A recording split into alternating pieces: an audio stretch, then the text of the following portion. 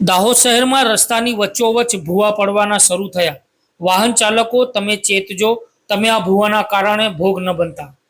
દાહોદમાં ભાદરવો ગરજવા લાગતા ઠેર ઠેર રસ્તાઓનું ધોવાણ થવા લાગ્યું અને રોડ રસ્તાઓ તૂટીને બિસ્માર હાલતમાં જોવા મળી રહ્યા છે। ત્યારે હવે દાહોદ શહેરમાં પણ ભૂવા પડવાના શરૂ થઈ ગયા છે। દાહોદ શહેરમાં બે અલગ અલગ વિસ્તારોમાં રસ્તાની વચ્ચોવચ્ચ ભૂવા પડવાનું શરૂ થતા વાહન ચાલકોમાં ભયનો માહોલ છવાયેલો જોવા મળી રહ્યો છે। એક બાજુ રસ્તાઓનું નવીનીકરણ કરવાનું કાર્ય પણ શરૂ થઈ ગયું છે, ત્યારે સ્માર્ટ સિટી અંતર્ગત નવા સ્માર્ટ રોડ બનાવવા માટેનું કાર્ય પણ તેજ કરી દેવામાં આવ્યું છે। ત્યારે ભાદરવાના વરસાદે શહેરમાં ભૂવા પડવાનું કામ શરૂ કરતા શહેરમાં એક જ દિવસમાં બે ભૂવા પડેલા જણાઈ આવ્યા હતા, જેમાં સૌથી પહેલો દાહોદ શહેરના વોર્ડ નંબર 2 ના સિગ્નલ ફળિયામાં ભૂવો પડ્યો હતો, જેમાં 10 ફૂટ જેટલો ઊંડો ભૂવો પડવાના કારણે સ્થાનિક લોકો ત્યાં ભેગા થયા હતા અને આવતા જતા વાહન ચાલકોને ચેતવી રહ્યા હતા। ત્યારબાદ નગરપાલિકામાં રોડની વચ્ચે પડેલા ભૂવાની જાણ કરાતા પાલિકાની ટીમ દોડી આવી હતી અને રસ્તા વચ્ચે પડેલા ભૂવામાં માટી નાખી પૂરણ કરાયું હોવાનું જાણવા મળ્યું હતું।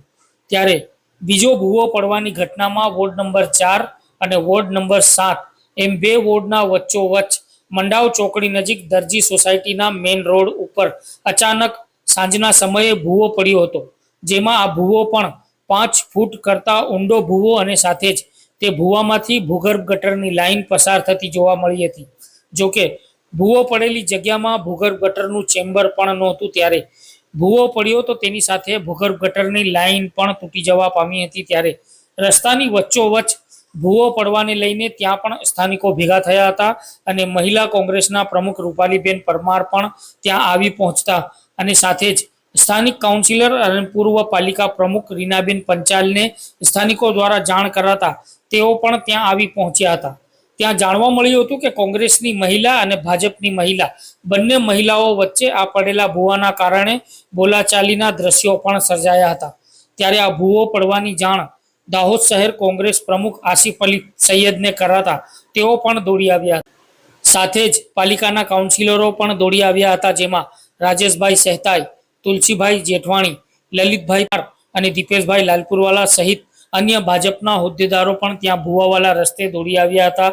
ત્યારબાદ સ્થાનિક પાલિકાની ભૂગર્ભ ગટરનું મેન્ટેનન્સ કામ કરતી એજન્સીઓને બોલાવી લેવામાં આવી હતી અને ભૂવાને સવારના સમયે બંધ કરવાનું કામ કરવાનું નક્કી કરવામાં આવ્યું હતું। જોકે બાજુમાં એપીએમસી માર્કેટ આવેલી છે અને લોડ ભરેલી ગાડીઓ ત્યાંથી પસાર થાય છે, તેમજ શહેરમાં પ્રવેશવાનો માર્ગ પણ હોવાથી અનેક વાહનોની અવરજવર તે રસ્તેથી થતી હોય છે, જેમાં સ્થાનિક લોકોની જાગૃતતાના કારણે કોઈ પણ વાહન ચાલક રાત્રિના સમયે ભૂવામાં પડી જવાથી ભોગ ન બને તે માટે બેરિકેડ મૂકી અને એક તરફનો માર્ગ બંધ કરવામાં આવ્યો હતો।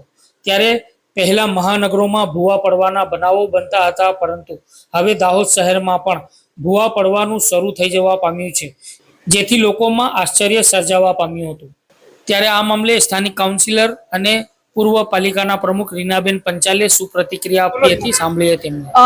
આજરોજ ગોવિંદનગરના મેઇન રોડ દરજી સોસાયટી આગળ સ્થાનિકો દ્વારા જાણ થઈ કે ભૂવો પડ્યો છે, તો તાત્કાલિક જે તે ડિપાર્ટમેન્ટને જાણ કરી હતી, પરંતુ અત્યારે અંધારું હોવાથી સ્ટ્રોમ વોટર ભૂગર્ભ ગટરની એજન્સીઓ દ્વારા વહેલી સવારે અહીંયા કામ કરવામાં આવશે। એ ભૂવાનું રિપેરિંગ કામ ખોદી અને એનું પ્રોપર કામ કરવામાં આવશે। અત્યારે એને બેરિકેડિંગ કરી અને રોડ અડધો બંધ કરવામાં આવ્યો છે।